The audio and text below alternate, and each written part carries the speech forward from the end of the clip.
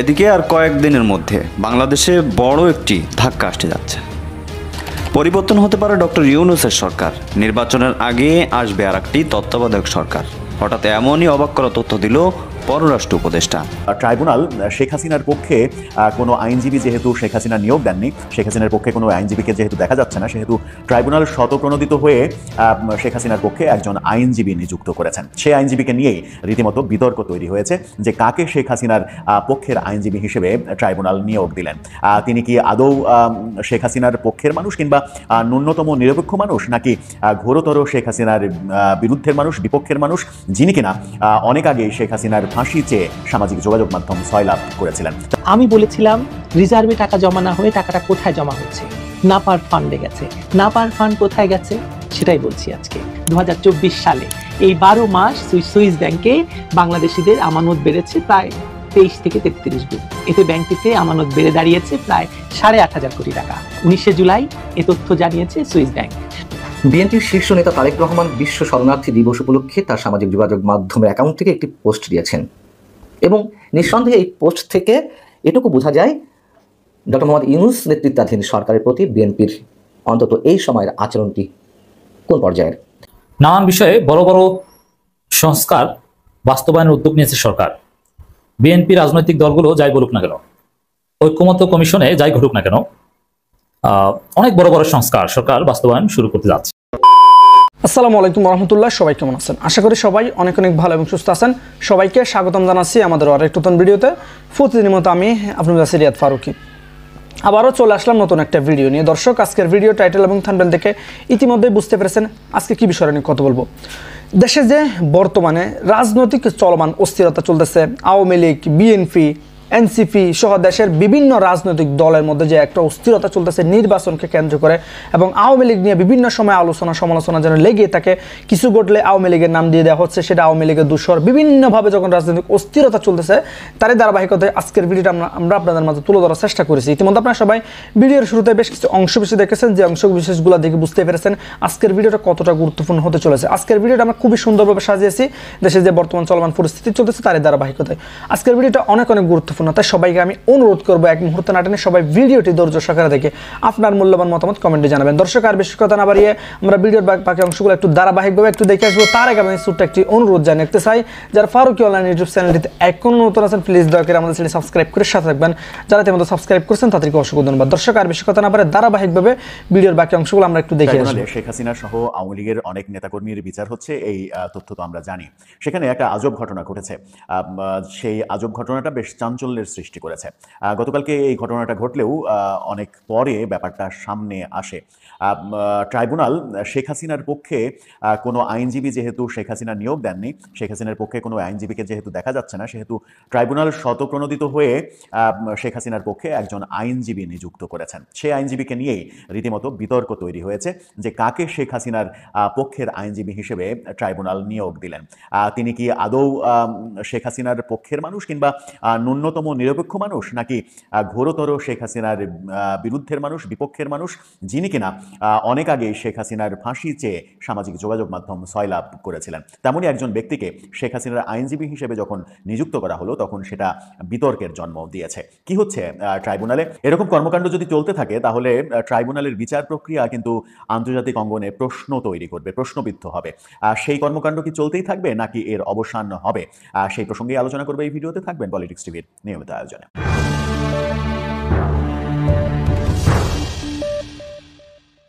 দর্শক, politics TV নিয়মিত ভিডিওগুলো স্পন্সর করছে প্রজাপতি.টিভি, নতুন ওটিটি প্ল্যাটফর্ম। আপনারা চাইলে ইউটিউবে, ফেসবুকে, ইনস্টাগ্রামে, টিকটকে দেখে নিতে পারেন। ডেসক্রিপশন বক্সে লিঙ্ক দেওয়া থাকবে, সেখান থেকেও আপনারা দেখে নিতে পারেন প্রজাপতির কার্যক্রম। চলে যাচ্ছি মূল ভিডিওতে। বলছিলাম, আন্তর্জাতিক অপরাধ ট্রাইব্যুনালে যেখানে শেখ হাসিনার বিচার হচ্ছে, সেখানে শেখ হাসিনার পক্ষে শেখ হাসিনা নিযুক্ত কোনো আইনজীবী না থাকার কারণে আদালত স্বতঃপ্রণোদিত হয়ে শেখ হাসিনার পক্ষে একজন আইনজীবী নিয়োগ দিয়েছেন। কাকে নিয়োগ দিলেন? সুপ্রিম কোর্টের একজন আইনজীবীকে নিয়োগ দেওয়া হয়েছে, এবং এই নিয়োগকে কেন্দ্র করেই বিতর্ক তৈরি হয়েছে।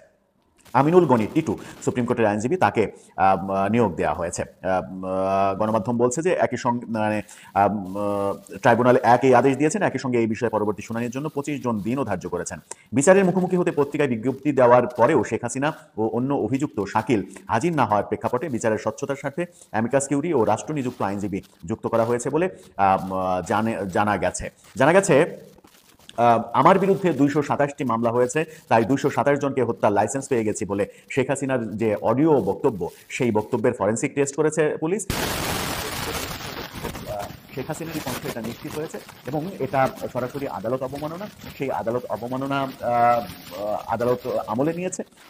সেই মামলারই আইনজীবী হিসেবে গনি টিটোকে নিযুক্ত করা হয়েছে। যখন এই আইনজীবীকে নিযুক্ত করা হলো, অনেক কথা রয়েছে, অনেক কথা বলে তো আসলে লাভ নেই, অনেক কথার সার কথায় চলে যায়। চলুন, যে আইনজীবীকে নিযুক্ত করা হয়েছে সেই আইনজীবীর বেশ কয়েকটা ফেসবুক পোস্ট গণমাধ্যমে না, সামাজিক যোগাযোগ মাধ্যমে ভাইরাল হয়েছে এবং সেই ফেসবুক পোস্টগুলো দিয়েই বলা হচ্ছে যে আইনজীবী সরাসরি শেখ হাসিনার বিপক্ষের আইনজীবী এবং শেখ হাসিনার ফাঁসি তিনি 5 আগস্ট সরকার পরিবর্তনের দিনই ঘোষণা দিয়ে দিয়েছেন, সেই আইনজীবীকে শেখ হাসিনার পক্ষের আইনজীবী হিসেবে নিযুক্ত করা এটা একটা হাস্যকর ব্যাপার। এটা বিচারকে প্রহসনের জায়গায় নিয়ে যাওয়ার নামান্তর। আব্দুল গনি টিটু কি লিখেছিলেন ফেসবুকে, আমরা 2-3টি ফেসবুক পোস্ট যদি সামনে নিয়ে আসি। একটা ফেসবুক পোস্ট নিয়ে তেমন কোনো কথা থাকতে পারে না, যেমন হচ্ছে যে তিনি তার মতামত প্রকাশ করেছিলেন 5 আগস্ট সরকার পতনের পরেই। সেখানে তিনি বলেছিলেন, মুক্তিযুদ্ধের চেতনা ধ্বংসকারী খুনি মিথ্যাবাদী শেখ হাসিনা এর ফাঁসি চায়। তিনি ফাঁসি চাইতেই পারেন, সেটা তার ব্যক্তিগত মতামত, কিন্তু যখন ফাঁসি চাচ্ছেন, এই পোস্ট যখন দিচ্ছেন, তখন তিনি মুক্তিযুদ্ধের পক্ষের লোক নাকি বিপক্ষের লোক, এই বিতর্কও কিন্তু সামনে আসছে তার ফেসবুক পোস্টের মাধ্যমে। তিনি মুক্তিযুদ্ধকে অন করেন না, মুক্তিযুদ্ধের বিপক্ষে ফেসবুক পোস্ট তেমনই বোধহয় প্রমাণ করে। তিনি ফেসবুকে আরেকটি পোস্টে লিখেছিলেন অক্টোবরের 20 তারিখ 2024 সালে, লিখেছিলেন, 3 লক্ষকে 30 লক্ষ বললে কি আমাকে সত্যবাদী বলবেন? আমাকে কি মেধাবী বলবেন? এক কথায় আমাকে শনাক্ত করুন। অর্থাৎ মহান মুক্তিযুদ্ধে 30 লক্ষ শহীদকে 3 লক্ষ হিসেবে জাহির করার যে নানা ধরনের রাজাকার এবং স্বাধীনতা বিরোধীদের যে প্রয়াস, সেই প্রয়াসকেই এক ধরনের সমর্থন করছেন তিনি।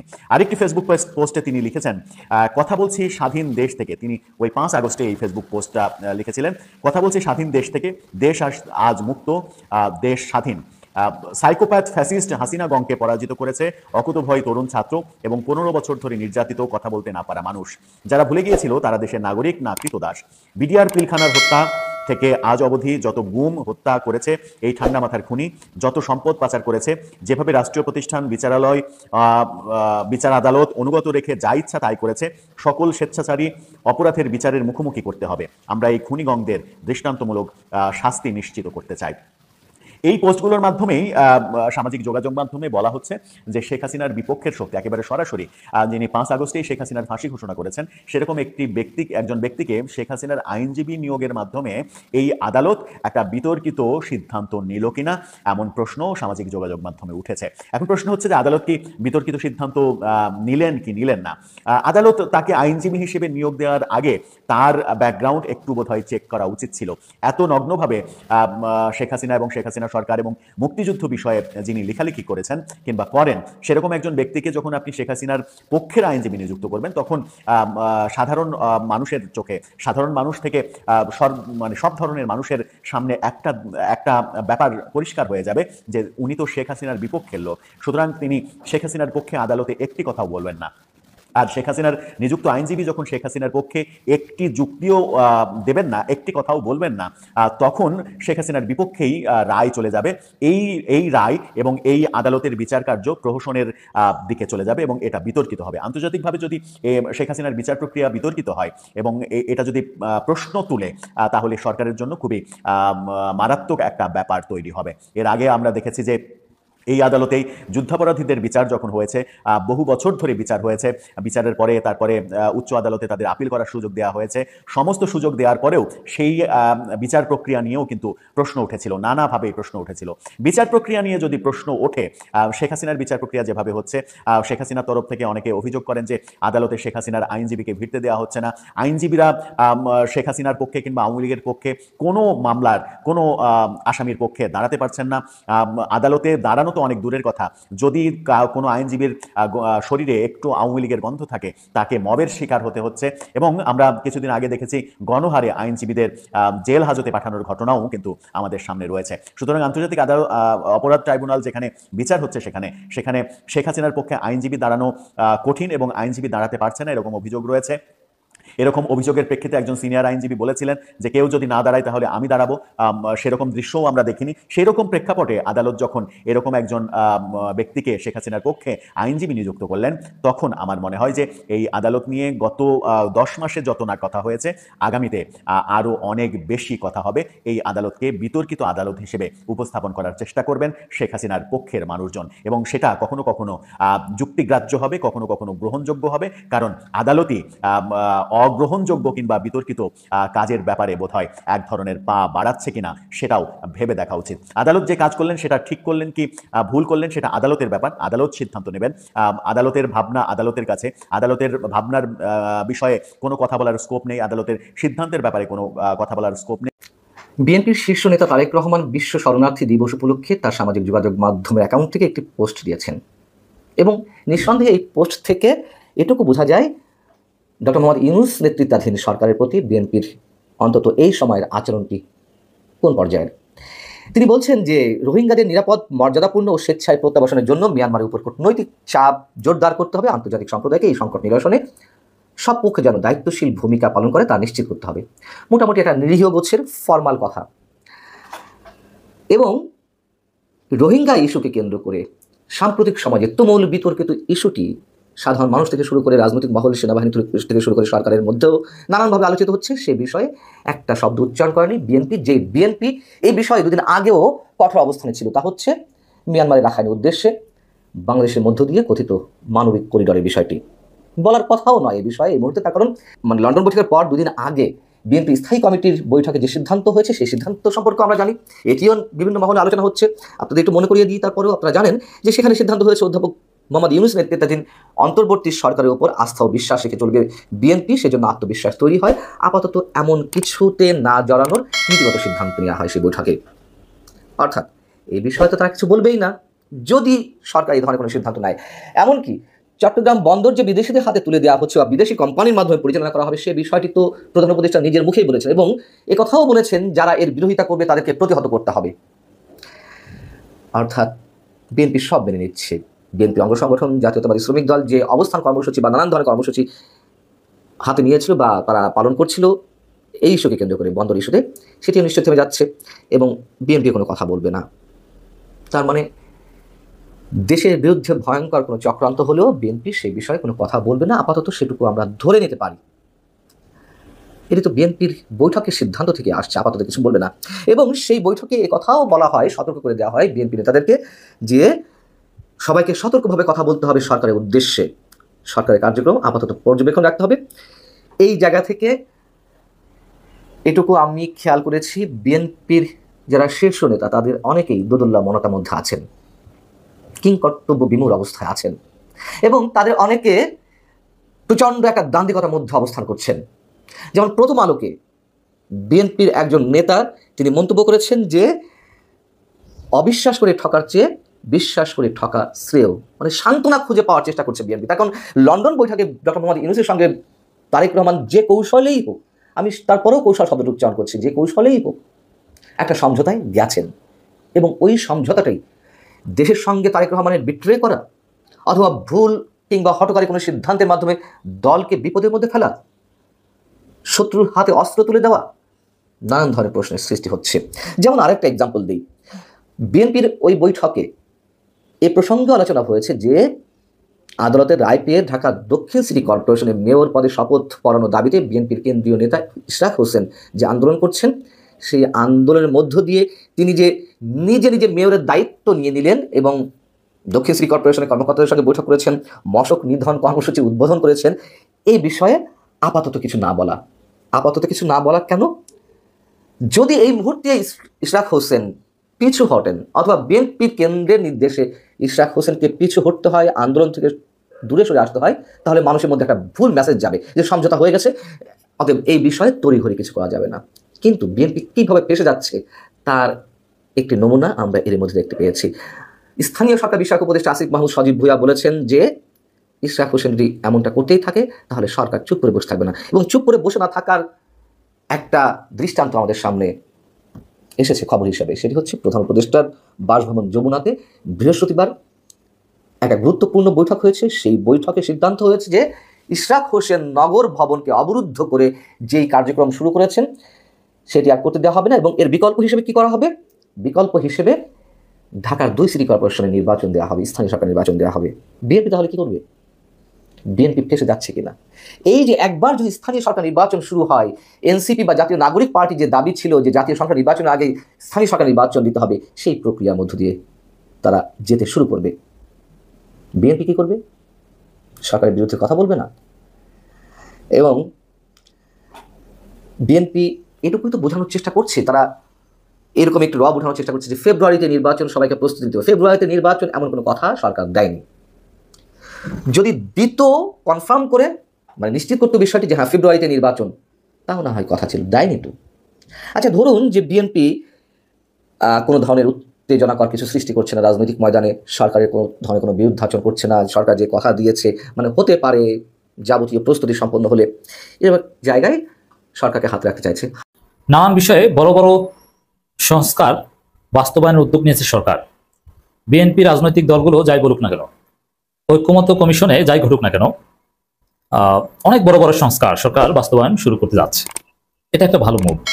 কারণ কয়েকটা বিষয় যে একদম জনগুরুত্ব সম্পন্ন বা জনসংশ্লিষ্ট বিষয়ে ঐক্যমত হতে হবে। তবে এই ঐক্যমত্য কমিশনের মাধ্যমে কোনো ঐক্যমত, এটার কোনো কার্যকারিতা আমি দেখি না। গণভোটের মাধ্যমে যদি ঐক্যমত হওয়া যায় সেটা একটা প্রকৃত ঐক্যমত, এটা একটা বিষয়। আর দ্বিতীয় হচ্ছে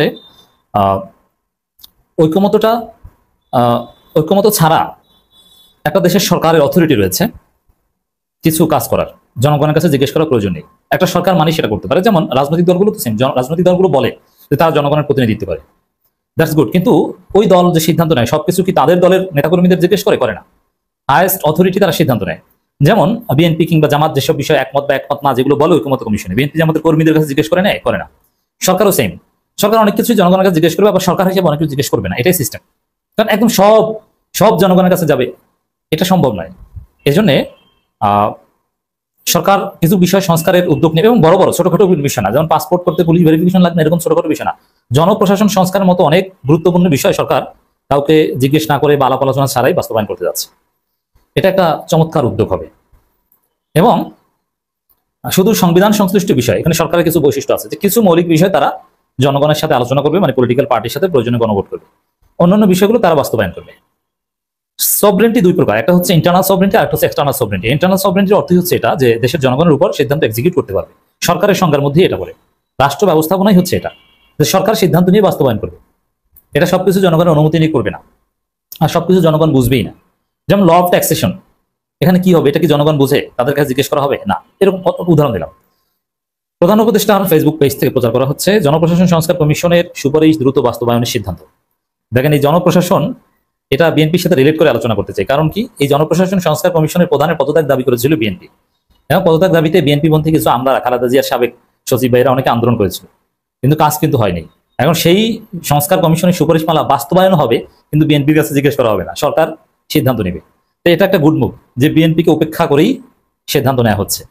তো বিএনপি যা চাচ্ছে সেটা হচ্ছে না, হবে না। শেষ পর্যন্ত ভেবেছিল যে তাদেরকে ক্ষমতা নিয়ে দিবে না, এটা হয়তোবা গোপন সমঝোতা হতে পারে, কিন্তু জনগণ টিকতে দিবে না। ওই জায়গা থেকে সরকারকে হাত ধরে জনগণ ফিরিয়ে আনবে। গত 16 জুন 2025 তারিখে প্রধান উপদেষ্টার কার্যালয়ে জনপ্রশাসন সংস্কার কমিশন কর্তৃক প্রস্তাবিত আশু বাস্তবায়নযোগ্য সুপারিশ সমূহ দ্রুত বাস্তবায়নের লক্ষ্যে একটি সভা অনুষ্ঠিত হয়েছে। প্রধান উপদেষ্টার মুখ্য সচিব জনাব সিরাজউদ্দিন মিয়া সভায় সভাপতিত্ব করেন। এখানে একটা বিষয় দেখেন, বিএনপি এই সুপারিশমালা ঠেকানোর সর্বোচ্চ চেষ্টা করে, সুপারিশমালাও ঠেকাতে পারেনি এবং এখন বাস্তবায়নও ঠেকাতে পারবে না। কারণ এখানে জনপ্রশাসন এই সংস্কার, এটা এই বিএনপি আওয়ামী লীগের মতো দুর্নীতিবাজ দলদের জন্য এটা খুব গুরুত্বপূর্ণ। কারণ দুর্নীতির বন্দোবস্ত না থাকলে এই দল মানুষ কেন করবে? অতএব দুর্নীতি তাদের লাগবে, নইলে তাদের রাজনীতি থাকে না। চাঁদাবাজি না থাকলে বিএনপি আওয়ামী লীগ কর্মীরা কেন করবে? আবার নেতারা দুর্নীতির সুযোগ না থাকলে কেন করবে? বিএনপি আওয়ামী লীগের চরিত্র এটাই।